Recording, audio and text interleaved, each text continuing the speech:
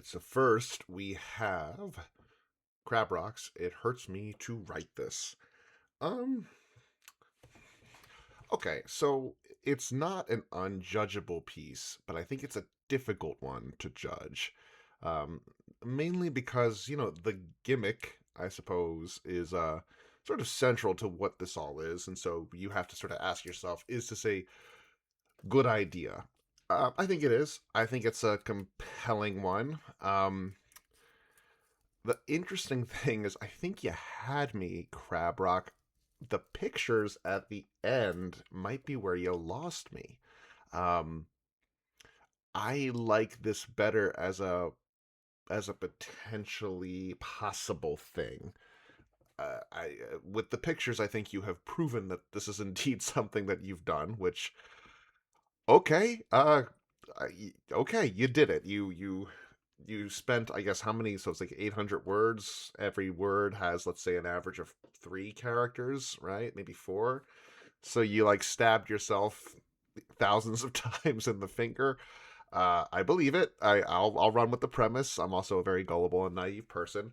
It's an interesting premise. I guess the question is, like, does the story make it clear why it's happening? what what the agenda of the actual writer is. Is this writer you? Is this writer a character? And it's challenging to get a sense. And I think the fact that it's so ambiguous in that way, it's like, who's really writing this story? I liked that a lot, and it's also not quite a story. It's more of a piece, I guess. But I like that it's sort of nebulous and like, what is this? Who is this? The picture at the end, I don't think you needed it. I think when you have that, it actually kind of betrays the whole ambiguity of the concept. Uh, Look, apart from that, obviously, the prose, it's very intentional.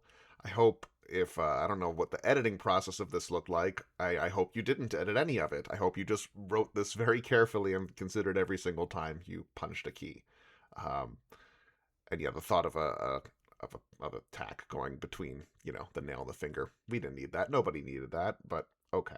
Um, yeah, I don't know. I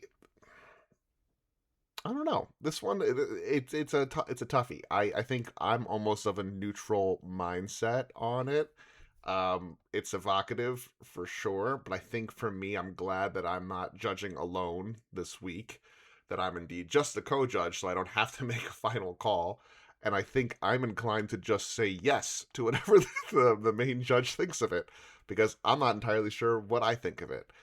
I'm certainly going to remember it, and as many of your pieces end up doing, they find a way to be memorable. So it's powerful and it's interesting. I wish you hadn't included the pictures. I think if you hadn't, I would have liked this a lot more, and I already do like it.